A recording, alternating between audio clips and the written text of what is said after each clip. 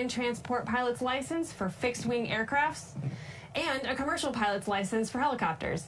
He moonlights as a professional pilot on charter, medevac, and organ retrieval flights. To quote Hank, "What I love about aviation is the challenge to improve my skills to fly a more perfect flight. This experience, seeing the world from a cockpit at all altitudes, high and low, over oceans, mountains, African savannas, deserts, and cities across the planet, has never gotten old for me." Well, Hank, we'd say this flight today might give you the most beautiful perspective of our planet. I might be biased a little bit, though. Next up, in seat 5, we have founder and entrepreneur J.D. Russell. J.D. grew up in a military family at Davis-Monthan Air Force Base in Tucson, Arizona. Before starting his entrepreneurial career, J.D. served as a federal law enforcement warden to protect fish and wildlife. He founded the Victoria's Secret Russell Foundation to honor the memory of his deceased daughter. The foundation is dedicated to supporting children's education and assistance to families of first responders, and it's a proud partner with Dolly Parton's Imagination Library to bring the love of reading to children by gifting books free of charge. Such a noble mission. And last but not least, in seat number 6, we have Emily Calandrelli, known as the Space Gal to her millions of followers on social media. Emily is an MIT-trained engineer, an Emmy-nominated TV host, and if that's not enough, also a New York Times best-selling author. Everything Emily does is focused on inspiring young people, particularly young girls. She wants them to see themselves in STEM. In addition to authoring children's books, she's also the host of 3 educational TV shows: Exploration Outer Space on Fox stations, Emily's Wonder Lab on Netflix, and Emily's Science Lab, which airs on YouTube. We'll share more of Emily's incredible story a little later in the show. For now, Emily, the Space Gal, what an honor to welcome you on board today. Another incredible crew. These folks have dreamed of going to space for a long, long time, and now they're about to realize that dream. Wow. And the Hagels, welcome back. Welcome back. Another chance to go to space. With that, let's check out New Shepard on the pad. We're about T-minus 15 minutes.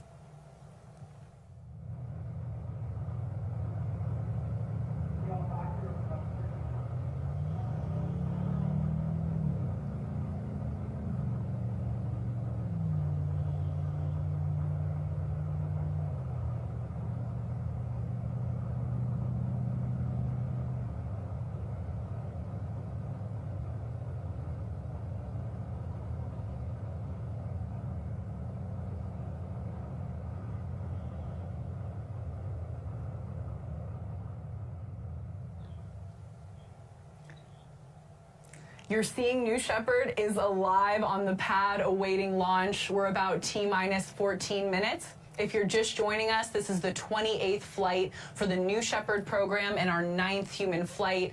Now, just like we've done on past missions, today's crew made their own postcards to fly to space on behalf of Club for the Future, Blue Origin's nonprofit. Every time we fly astronauts, each one creates a postcard to take with them to space. Now here they are. Here are our crew in the Astronaut Training Center designing their postcards. It's such a neat tradition that every astronaut gets to make a postcard and fly these postcards to space. You know, the reason we fly postcards is because we want to make space more accessible to students.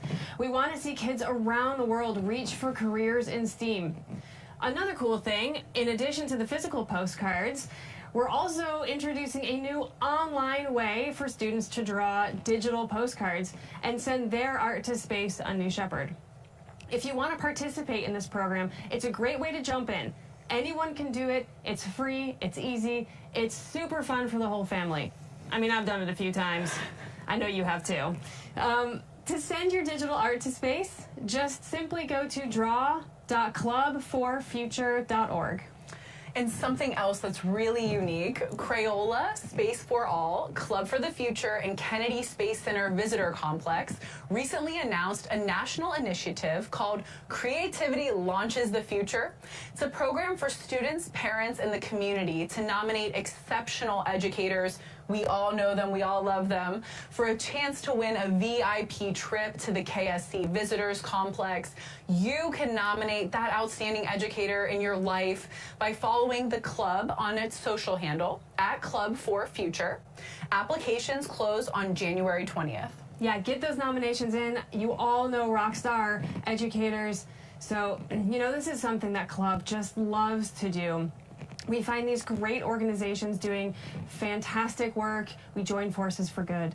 So yeah, let's, it's great to see that we're linking arms with Club for the Future and recognizing all these outstanding educators. That's why we do this. Absolutely, Allison. Our future is bright, absolutely, seeing all these inspired students.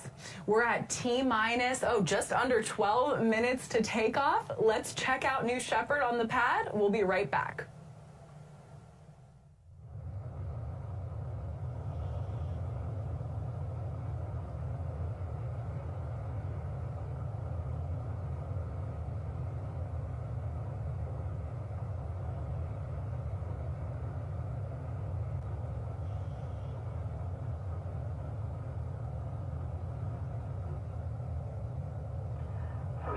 Control, stand by for the flight director.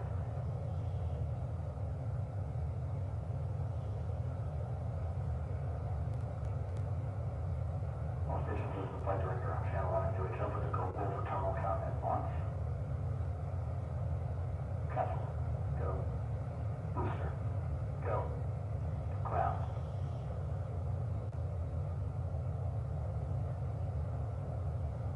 Go. Safety. Go. Capcom. Go. Go. Engine. Engine. Go. Go. I have all goes. The flight director is go. The flight director is New go. Shepard is go for launch. Booster, commence the terminal count. Booster, commence the terminal count. Will go.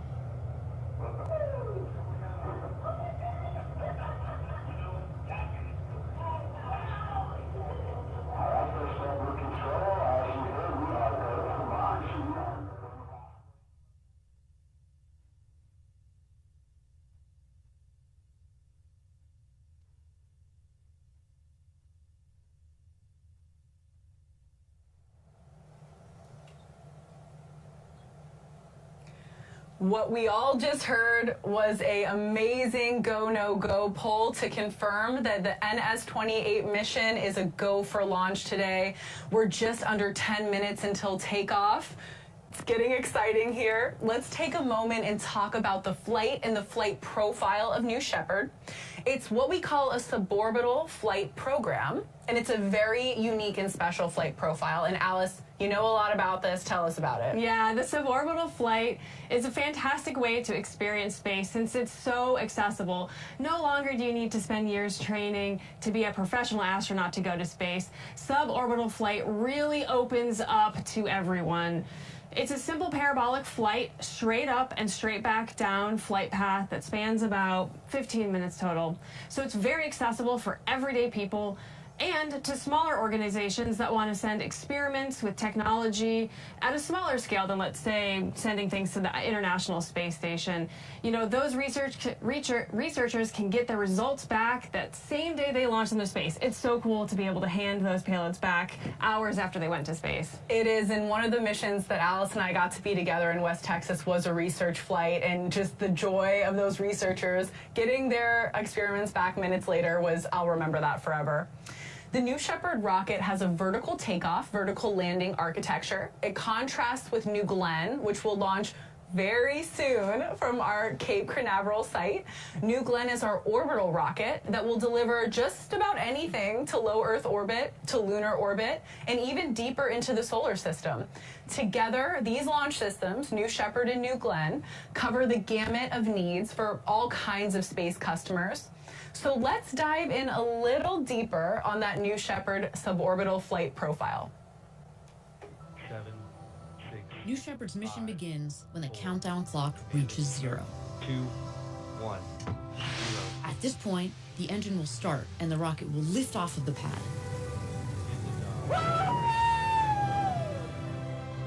It will continue under the boost phase for about 2.5 minutes until main engine cutoff. 20 seconds later, the crew capsule will separate from the booster, and the astronauts will unharness and enjoy zero-G. The crew capsule will continue past the Kármán line to an ultimate apogee of 350,000 feet, or 100 kilometers. The booster will autonomously land on the landing pad, ready to be prepped for its next flight. Around 3.5 minutes after separation, the crew capsule will begin to re-enter Earth's atmosphere. Parachutes will deploy around an altitude of 7,000 feet, or 2,100 meters, providing a nice, slow descent back to Earth.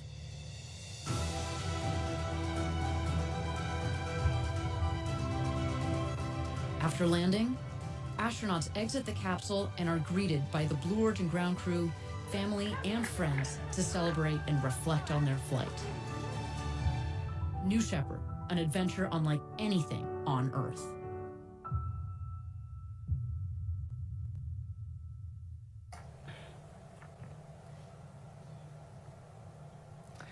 All right. We are T-minus 6 minutes and 30 seconds until launch. And as the mission team works toward liftoff here shortly, let's chat more about one of our very special astronauts, Emily Calandrelli, known by her millions of followers as the Space Gal. Emily is all about inspiring young people, especially young girls, to see themselves in the world of STEAM. She's authored not 1, not 2, but 9 children's books and is the host and executive producer of the Emmy-winning show Exploration Outer Space. Since 2014, the show has been taking us on these awesome trips through space, showing off some really cool missions and the latest advancements in science. And as Emily checks out space agencies, private space companies, and universities, I mean, come on, how cool of a show. It's so cool. Emily is amazing. And actually, on my flight over here for the webcast, literally the person in the seat next to me didn't know them. They were a stranger. They were watching Emily Calandrelli videos, inspiring the next generation. Oh my goodness. It was so timely. Emily is also the co-creator and host of Emily's Wonder Lab on Netflix, where she makes science fun and accessible for families through engaging STEAM-focused experiments, just like the one you're seeing on your screen. Most recently, Emily's launched a new YouTube series, Emily's Science Lab. In this show, she continues her mission of making science hands-on, fun, accessible, teaching families how to conduct all these popular experiments from her books right at home. It's so impressive. I know all my cousins also love Emily Calandrelli. It's amazing. But wait, Jackie, there's more. There's more. Yes. Emily has also worked on campaigns to improve TSA's treatment of breastfeeding mothers and to enhance parental leave in the space industry. I mean, Emily Calandrelli, you are a force for STEM education. She really is a superhero, Alice. Emily has done so much for our younger generation, and we're honored to have her aboard New Shepard today. I think she's someone who definitely needs to be an astronaut. That's an understatement. Yeah, it's definitely time, Emily. Thank you for all that you do, for all of those young children that you inspire. We hope that you have the most magical experience today in space. Soak it all in. We're rooting for you. Yeah, and Emily talks a lot about where she's from in West Virginia, and also being from that region. It's amazing that she's bringing space to areas of the country too where maybe they weren't as familiar, and it's so inspirational, everything that she's doing. We are getting close here, Alice. We're at about T-minus 3 minutes and almost 30 seconds. Let's take a moment and toss it over to New Shepard, get some of those views. As we get a little closer, inching towards our liftoff time, we'll be right back.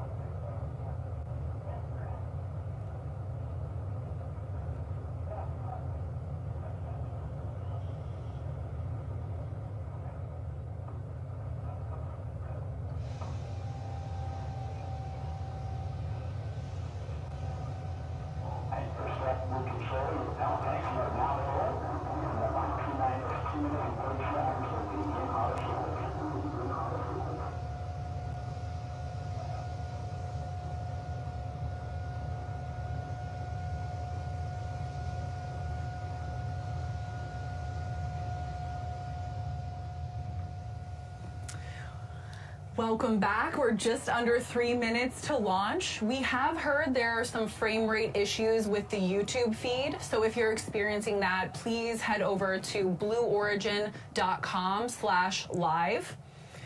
As New Shepard awaits liftoff here, just T-minus 2 minutes, we'll go through a series of final vehicle checks. Let's await those checks and listen in. These are some of the really, unique design elements of the New Shepard vehicle. Yeah, you'll see there on your screen that gantry-way is retracting from the crew capsule. That is what the astronauts walk across to get into the crew capsule this morning, and it retracting is a great sign. This is all nominal. Soon we will see some additional checks. Let's stand by and take a look.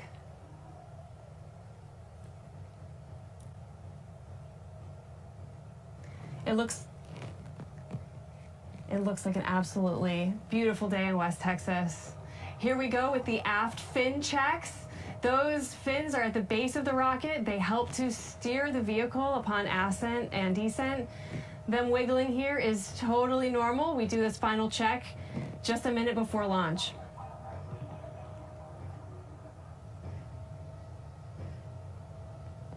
You'll see New Shepard breathing here. In the final minutes, we're handing over to the vehicle for, the last couple seconds here. We'll see the engine nozzle gimbaling, perhaps. This is also a very nominal check. Make sure that we can maneuver the rocket up and down today.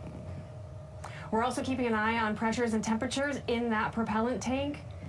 We need both of those in the green zone today for launch. We're at T-minus 30 seconds. Let's hand it off to Mission Control and launch this rocket. Tap off, temp low. Looking at the seat. Is this thermal? Believe so. T-minus 16, guidance internal. Yeah, go to proceed. T-minus 10, go to proceed. 9, 8, 7, 6, 5, 4, command engine start. 2, 1, ignition.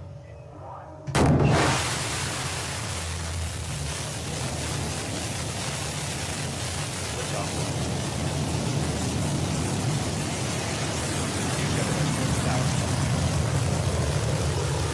New Shepard has cleared the tower and is heading to space. Follow along with us on your screen. We have velocity picking up. We're gaining altitude as New Shepard pierces through the atmosphere. You see that BE-3 engine at 100% power level.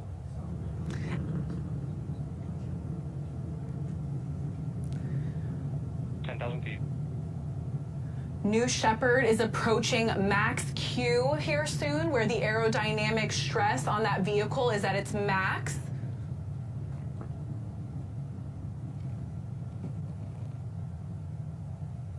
Feet.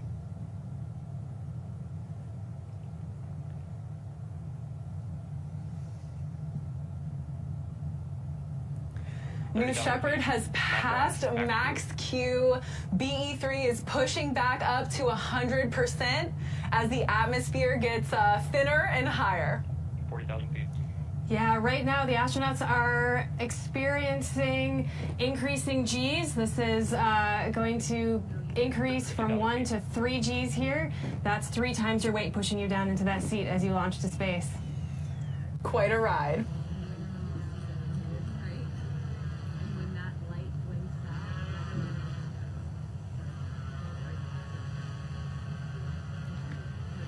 We're nearing 2 minutes of boost, about 2 minutes into our mission. So our next big milestone here is main engine cutoff, where that BE-3 engine will temporarily terminate. 2 minutes, negative MDF.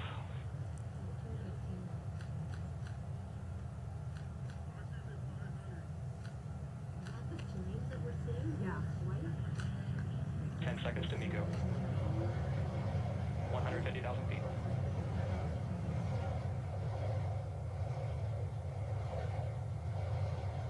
MECO. There it is, that MECO, or main engine cutoff. Our vehicle is now coasting at 2,000 miles per hour. Coming up here soon, we'll have the separation of the crew capsule from the booster. And what do we have there, Alice? On the bottom of our screen, we have our 0G indicator. 250,000 feet.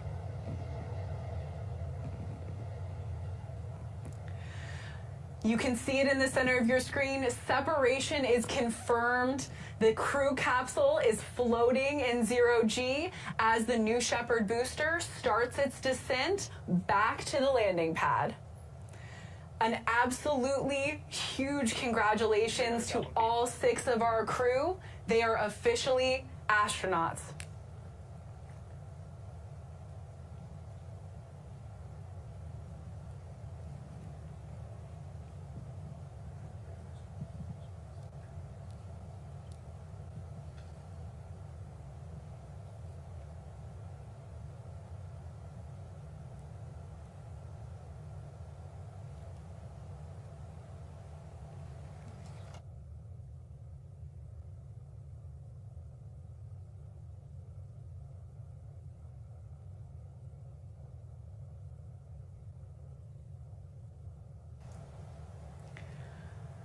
Wow, I cannot imagine what our 6 astronauts are experiencing. They're seeing the curvature of the Earth from space, maybe doing a backflip or two. You know, I can't confirm that right now, but that maybe is what I would be doing. And as we mentioned, you can see the separation between the crew capsule and the booster very clearly here in the center of your screen. So you can see this booster altitude is dropping rapidly, right? And the velocity is picking up as that New Shepard booster heads back to the West Texas desert.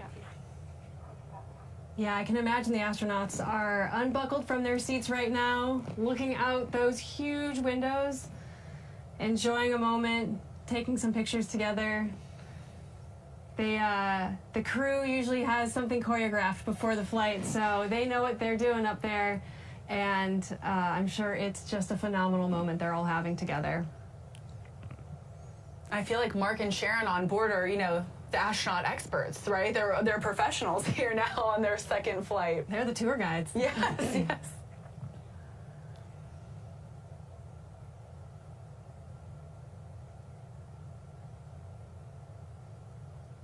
We can really see that booster coming back down now. We're at just around 260,000 feet for that booster.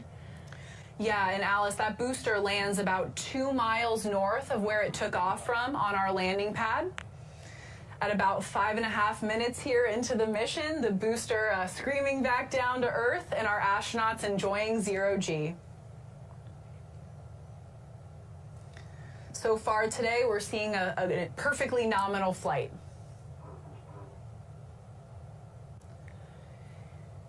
And again, today is our NS-28 mission. It's our 9th human flight, but this booster you're seeing head back to Earth here has flown 12 times.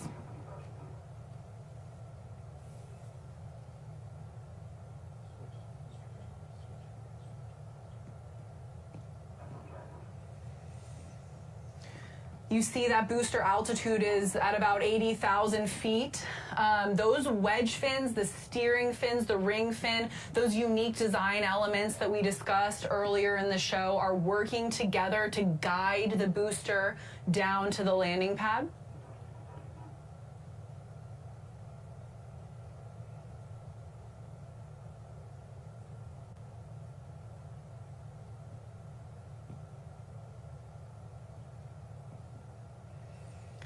Soon here we'll hear that sonic boom.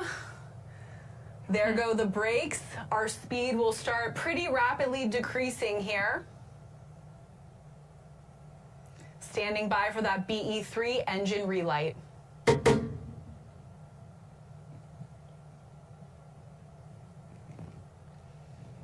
Just a gorgeous view. There's the BE-3 engine relight. The landing legs deployed, the West Texas dust in the air.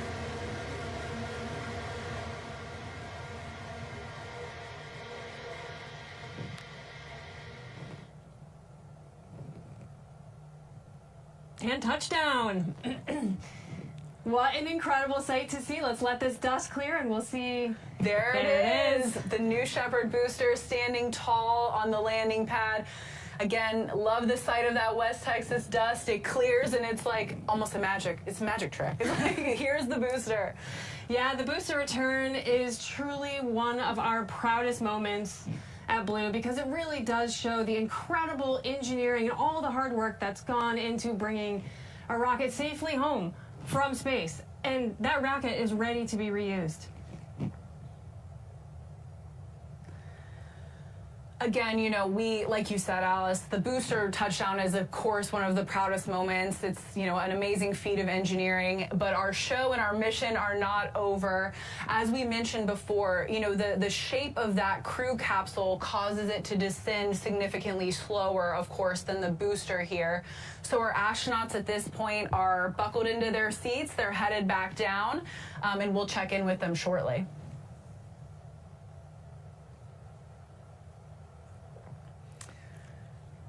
And there is our capsule under 3 main parachutes. Now, what a beautiful sight to see. Oh my gosh, I love this. Now, while those parachutes are essential in providing a gentle touchdown for that crew capsule, it's also outfitted with a retro thrust system. That's going to be at the base of the crew capsule. You'll see that fired here shortly, just moments before touchdown. Yeah, and Alice, when that capsule is just about to land, it's only like 1 or 2. Combination of the 3 down for this nice, soft touchdown. And at this point, right, our astronauts, they had, you know, time and space. They flew on a rocket, and now they're coasting back to Earth, back to that West Texas desert, to their awaiting friends and family here shortly. Yeah, they're probably just starting to take some deep breaths here. Yes. We can see the beautiful view here of the capsule descending with the mountains in the background.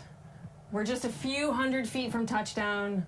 What a beautiful flight today. You'll see our velocity there, Jackie, is just around 16 miles an hour. That will, like you said, decrease to just 1 or 2 miles an hour. Let's take a look. Watch for that cloud of dust. There it is. Our crew capsule is safely on the ground. A big touchdown moment there. Incredible sight to see. And, you know, now that our capsule is on the ground and our parachutes are there, it's time for our recovery team to drive out as a convoy to the crew capsule. They're going to do a few things before we have the crew step out. They're going to safe the vehicle. We'll have crew member 7 walk around and get some big thumbs up and smiles from all the astronauts. And then shortly we'll see a hatch opening. So let's stay tuned. Yeah, and Alice, I know you've actually driven these recovery vehicles racing out toward the desert to see the astronauts. What's that like? I hope to be a passenger in that car with you one day. It's a thrill. Oh my gosh, it's incredible to get out there and be in such a remote place and have such a cool and futuristic piece of engineering sitting out there waiting for us to let the 6 astronauts out. Love that contrast. And while we wait on our recovery crew to come out here, safe the vehicle, open the hatch, we have a very special guest joining us, one of our former New Shepard astronauts, someone who has experienced that very flight profile firsthand, Carson Kitchen, the youngest woman astronaut to cross the Kármán line. Let's patch in Carson. Hi, it's such a pleasure to be here with you today. Thank you for having me. This is just so exciting. I know I was getting a little emotional watching this that much. I can imagine, Carson. I'm so happy to see you. Now, you've been through this before, so you have a very, very unique perspective. Tell us, so our astronauts just flew on a rocket, they were in space, and they just landed back under those beautiful parachutes. What was going through your head? What do you think's going through their head in this moment? Honestly, I bet that they're just overcome with emotion. It's quite an interesting feeling being back on Earth. You're just so grateful for the experience that you just had because it really immediately changes your life. I was also really grateful to be home in one piece, to be honest with you. But I know that they're eager to reunite with your family and tell them all about the wonderful things that they just saw and that they felt. And to be honest, that they're a little bummed that the experience is over, wishing that they could spend a couple more minutes in space. Wow, and I mean, I can't even imagine that feeling. What an incredible experience. And I know it's probably hard to say, so I might let you say more than one, but if you had to pick a top highlight from your flight, what would you say was your favorite moment? I know this is a tough one. You are right, it's definitely tough to pinpoint. I would say a moment I remember quite vividly is right before making the separation, when the sky started to darken and time seems to start slowing down and everything gets a little quieter. That's when the whole experience became very real and very mental for me, realizing that, okay, I'm actually going to space right now, that this is the process of happening and that this incredible dream of mine was coming true. It's truly unforgettable. Obviously, looking back at our bright fluorescent beating heart of Earth is surreal as well. Carson, your words are poetry. That's absolutely beautiful. Thank you for that description. Seriously. Now, tell us a little bit about the training experience, right? So how long are you in West Texas? How ready did you feel for your flight? Tell us a little bit about that. So you spend about 5 days in the astronaut village, but you spend about 2 of those days training with the crew member 7 and the rest of the astronauts. The training, they're very long days, but they're incredibly rewarding. The biggest takeaway that I got from training is that you succeed and that you fail as a team. Obviously, each person is responsible for playing their part, but we're also responsible for looking out with one another. And training is about preparing for mission success, but at the core, it's about working as a team. Well, I hope to someday go through that astronaut training experience. Now, we often hear that crews on New Shepard become very tight-knit. Can you tell us I'm so sorry, coughing. Can you tell us a little bit about that? Yeah, so since we do work on during training, we become very close, very close. We all have this shared bond of wanting to go to space, so we can kind of skip past the small talk and dive deep into our own personal lives kind of quickly. And going to space is such a deeply personal and unique experience, but sharing it with your crew creates this almost indescribable bond. The rarity of such a journey, and witnessing firsthand how vulnerable it is for each of us, transforms each of us, kind of forges this unbreakable connection, almost family. So my crew and I, we still stay in touch. We share updates on all the exciting things that happen in our lives, and I'm sure that we'll play an important role in others' lives for quite a long time. Well, Carson, I have a very important question for you because I can't imagine what that's like.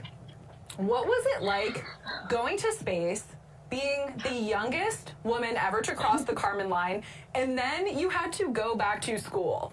Can you tell us what that was like? Okay, so going back to school was definitely a transition. I remember taking a test after going to space and being like, this is so stupid. I could not believe I'm doing taking a test. But it's been really exciting, actually, to be able to share this experience with members of my community. You know, going to space really changes your perspective on life and how lucky you are to be alive. And so while I do get, sometimes I'm annoyed or bored with the mundane school life, I'm still very grateful to be able to educate myself and to surround myself with an incredible community and to represent not only the greatest public school in the nation, UNC, but also the future of space explorers.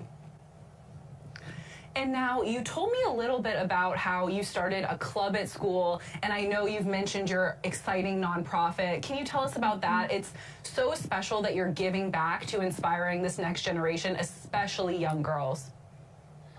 Absolutely. So I founded and I currently serve as the president of the Carolina Astronomy Association, which I'm proud to say is the only astronomy club here at UNC. And so we're a purely interest-based club, so there's no required background knowledge of astronomy or physics needed.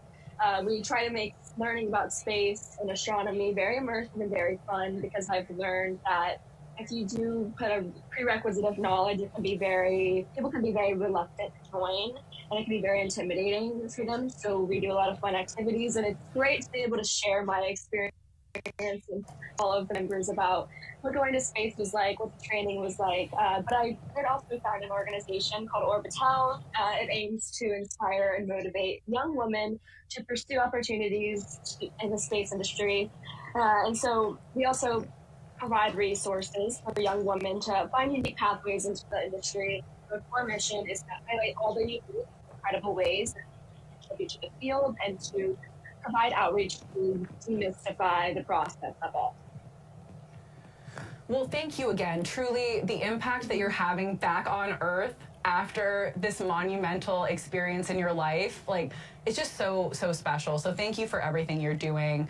And you have one other very special little treat about this space flight. You and your dad, Jim, both flew on New Shepard. So what is it like, this father-daughter astronaut duo? Like, I imagine, like you said, you're probably the coolest family in the neighborhood. Tell me about that. So it is a very special connection. You know, it's one thing to talk to an astronaut about their experience, but it's a completely another thing to talk to my father, someone who is so close in my life, and to be able to reflect back on our experiences together, because we do have this once in a lifetime bond, and it allows us to kind of walk through this new life together and to discuss how going to space changed each of us on such a personal and intimate level. And, you know, I was able to see my father, someone who is a role model in my life, go to space and see firsthand how that changed him. And now that I've gone to space, he's able to see how it's changed me, and he's seen me flourish as this new person. So it's kind of an ineffable connection, honestly. But I'm sure that Mark and Sharon also understand that connection. But needless to say, we're definitely going to have a very interesting Thanksgiving this year. An interesting Thanksgiving indeed. Well, Carson, thank you so much. It was so great to talk to you. Thank you for sharing these unique experiences, and we're so proud of everything you're doing. So thank you. Thank you, Jackie. I hope you too have a great day. Thank you. Bye.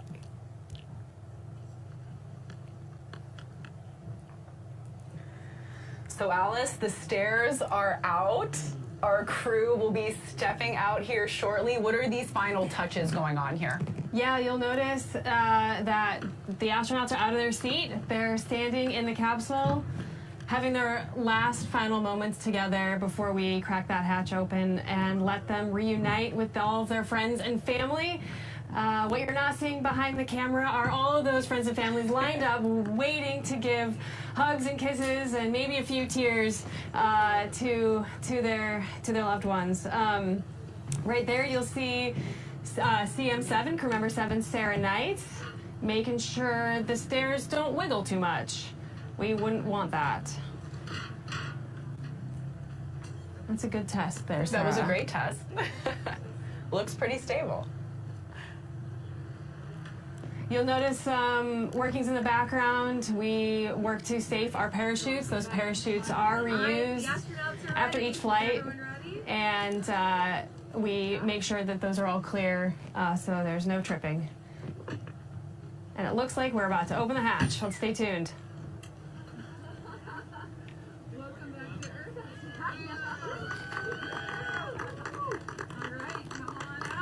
Some thunderous applause is always a good sign.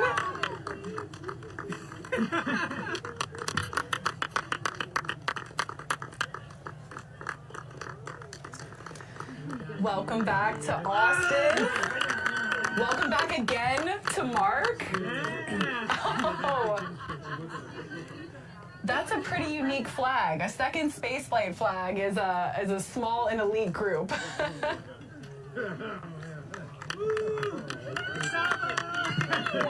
Oh, and welcome back again to Sharon, carrying a stuffed dog after her dog Saba.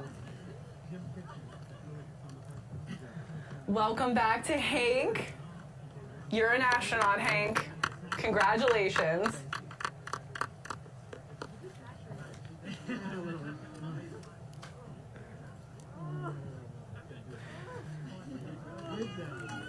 Welcome back to JD, astronaut JD Russell.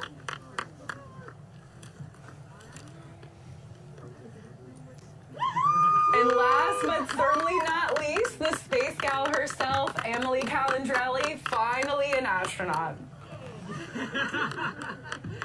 And there are those big hugs. Oh my gosh, what a special moment. I told you I'd see you in the capsule. Twice. And no, that's right. Man, that was like so smooth, it was scary. Congratulations. Okay, that was a good hit. Twice. I heard it. Twice. Don't worry, the spacecraft is okay. You guys, congratulations. Thank you. What a moment for everyone there. Way to go. Celebrating. They just got back from space, and quite frankly, they probably don't have much to say. Those moments will make you speechless. It will take a while, I think, for those astronauts to soak in what just happened. And I think one really special thing we heard about all these astronauts is that they are so philanthropic. They inspire the next generation, and I'm sure that this experience they're going to give back and share. I was like counting down to Miko. I was like, let us get to Miko. Come on. When we got to Miko, I was like, boom, I'm not scared anymore. That kick in your pants from separation is wild. It is wild. I had to tell my brain, like, this is normal, this is expected. It's supposed to be a kick in the pants. Oh my gosh. And we got to weightlessness. I immediately turned upside down and looked at the planet, and then there was so much blackness. There was so much space. I didn't expect to see so much space. And I kept saying, like, that's our planet. That's our planet. It was the same feeling I got when my kids were born. And I was like, that's my baby. That's my baby. And I, like, had that same feeling where I'm, like, seeing it for the first time. It was beautiful. It was beautiful. That's incredible. Yeah. Oh my God. Thank you. Yes. Thank you. We did it. We did it. We did it. We did it. We did it. Oh, man. I'm the 100th woman in space. You're the 100th woman in space. Oh, what a ride. What a ride. Amazing. Whew. So when do you come down from this? Like months later, years later? I don't know. You'll have to tell me. Yeah. Oh, wow. That was crazy. Thanks, Emily. I love you. For sharing it with us. Thank you. Wow.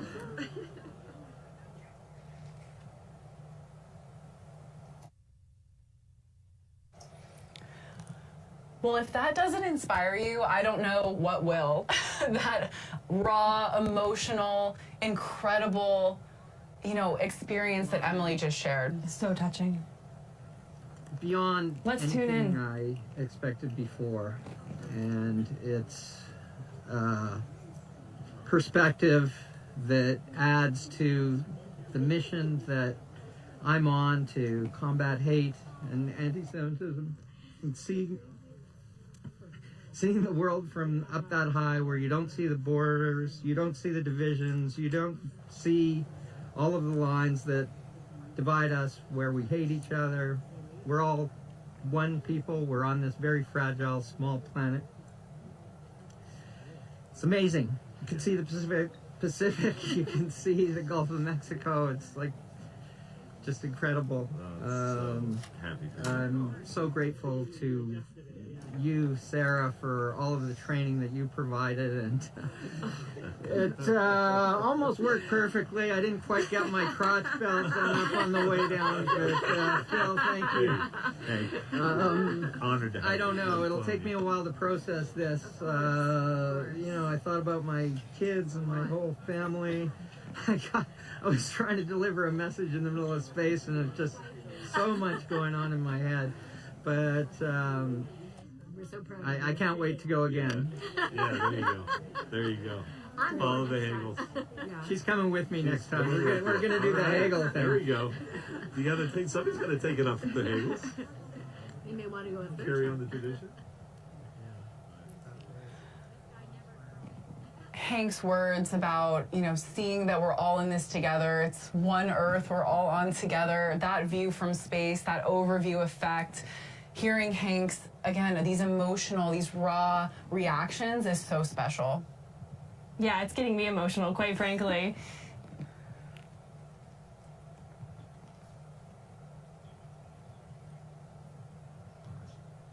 It was great. It was amazing. Yeah. I didn't get sick, so I'm very thank you for all that. You're welcome. How was the view? The view is amazing, and I can tell you, there's really nothing ever in the world like going into space. When you cross that Kármán line, as you come up to it, you really see nothing, and then you're into nothing, and the stars are gone, and it's beautiful. Yeah. That's awesome. Well, thanks for coming and flying. Thank you for all the work and the training. I really appreciate it. Of course. You did a great job on this. It's been a pleasure. The pleasure's all mine. Thank you.